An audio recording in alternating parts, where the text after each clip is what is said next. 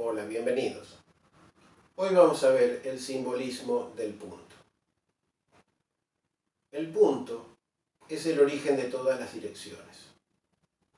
Es una representación simbólica, pues un punto, en el sentido teórico, no tiene dimensión. Cualquier fragmento de algo, por pequeño que sea, estará formado por infinitos puntos, más pequeños que ese algo. El punto es omnipresente, llena todas las dimensiones y sin embargo no tiene presencia. No tiene espacio, no ocupa espacio, no tiene dimensión y es atemporal. Su manifestación es omnímoda y a la vez inmanifestada. Es innúmera también, pues no es posible señalar tan solo a uno de ellos. No es posible distinguir a un punto y decir, esto es un punto. Si tal cosa fuera posible, podríamos convertir a ese punto en muchos más pequeños puntos. Así es que tal referencia al punto es tan solo conceptual, es una alusión simbólica, es una insinuación. Si aquí dibujamos un punto, no será uno, sino un grupo infinito de ellos. Y cada uno de esos puntos que podríamos graficar, a su vez, estaría formado por infinitos puntos. Es decir, que en un sentido práctico no nos podemos acercar al punto, solo podemos hacerlo mediante la mente y alcanzar así el concepto de punto. ¿Y qué propiedades tiene el punto? Bien, para empezar, un punto, por definición, debe ser indivisible. Es uno, es unidad. Así como no puede ser dividido físicamente, tampoco puede ser dividido en otras formas. No puede ser dividido en dimensiones. Digamos, seccionarlo. No podemos cortarlo como se corta una naranja o un tomate en rodajas, ¿sí? De una esfera, obteniendo así muchos círculos. Esto no es posible hacerlo con un punto. Luego, de esto se infiere que el punto es absoluto. Un punto podría ser tan pequeño que se colapsara sobre sí mismo en todas sus dimensiones, a tal punto que desapareciera y volviera a reaparecer desde fuera de todo, abarcándolo todo. Es decir, un punto no tiene tamaño, no está sujeto a nada, no hay referencia posible de lo existente, que es múltiple, para referirse a un punto. Nada le puede definir al punto. Es decir, que el punto no tiene tamaño y por tanto todos los puntos posibles no serían otra cosa que un solo punto infinito omnidireccional. ¿Y cuál es la razón por la cual la mente humana puede concebir tales cuestiones, tales preguntas, tal concepto de punto, dado que esto es algo inexistente, jamás lo ha visto?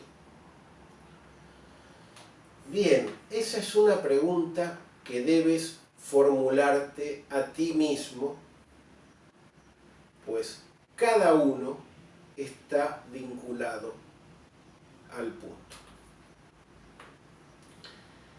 La caligrafía árabe emplea al punto, tanto para distinguir letras de forma similar, como por ejemplo la letra waw, la letra fa, la letra kaf. A una no se le pone punto, a una se le pone un punto, a otra se le ponen 2 puntos. También sirve para establecer los cánones de proporción de cada uno de sus trazos. En ocasiones, el canon es un macropunto que contiene a la letra, que la alberga completamente, y se desarrolla la letra dentro de los confines del punto. Y en otras ocasiones el punto es más pequeño que la letra y determina el ancho de su trazo, su altura, su extensión. Así que la finalidad del punto es múltiple. Este punto, dibujado aquí, es solo una expresión bidimensional. Tiene ancho y alto. Y es un concepto de punto. Es conceptual la imagen. O sea, vemos eso y entendemos que nos estamos refiriendo a ese concepto abstracto de punto. Generalmente en la cultura árabe se le dibuja al punto con forma de cuadrado, como si fuera un rombo levemente girado. En algunos casos, en algunas caligrafías árabes, en algunos casos específicos, ese punto, como en la caligrafía kufi, foliada, ese punto suele ser dibujado como un círculo, pero es la excepción. Pues bien, veamos lo siguiente. En este cuadrado, de aquí abajo, tenemos el símbolo bidimensional de un punto. Tiene 4 vértices, equidistantes al centro, tiene 4 lados. Siempre estoy hablando de un polígono regular, es decir, que todos sus vértices están inscritos en una circunferencia o su análogo, una esfera, una hiperesfera, en dimensiones superiores. Si agrego una dimensión adicional, entonces ese cuadrado se convierte en un cubo y este tiene 8 vértices. Y si es un hipercubo, tiene 16 vértices y equidistantes sobre una hiperesfera de 4 dimensiones. Y cada dimensión que aumenta duplica su cantidad de vértices, al punto que un hipercubo de infinitas dimensiones estaría formado por infinita cantidad de vértices sobre el hiperplano de una hiperesfera infinita. De tal modo que ya no existiría una diferencia entre un hipercubo y una hiperesfera, pues sus aristas tendrían valor cero. De modo que la proyección de un hipercubo de infinitas dimensiones sobre nuestro mundo tridimensional sería visto como una esfera. Esto parecerá una tontería, pero quien pueda entender, verá. Es decir, que desde el punto de vista del absoluto, un cubo y una esfera son lo mismo. Un cuadrado y un círculo también lo son. Son proyecciones simbólicas de una realidad única, una misma realidad, tal como un cilindro puede proyectar tanto un círculo como un cuadrado.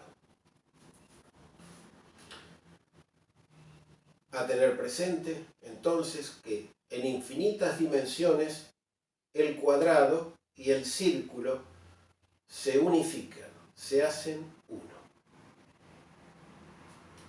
Gracias por venir y nos vemos en el próximo capítulo.